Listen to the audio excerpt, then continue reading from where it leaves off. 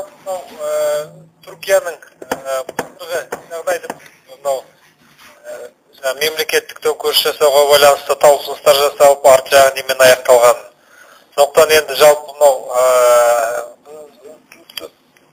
президенті Тайып Реджеп Ердоған мысалы осы кезеңнен бастап елде біраз өзгерістер жасап жатыр, саяси жағынан болсын.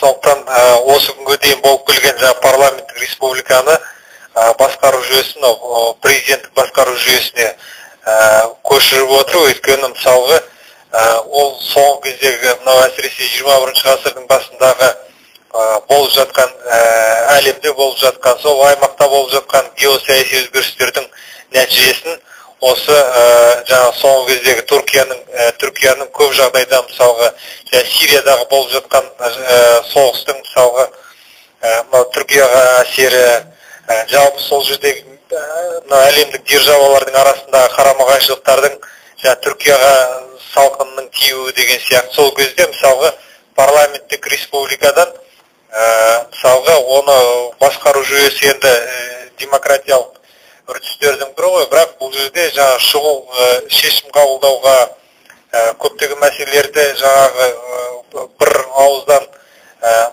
ұстауға деген сияқты сондай мәселелерді ескере отырып, мысалға басқа да мемлекеттердің тәжірибесін көріп отыр, осындай түрік халқының алдына осындай мәселені көтеріп отыр. Сондықтан енді жалпы әлемдік тәжірибені қарайтын болсақ, мысалы екінші дүниежүзілік соғыстан кейін көптеген мемлекеттер парламенттік басқару жүйесінен президенттік басқару жүйесіне өткен болатын.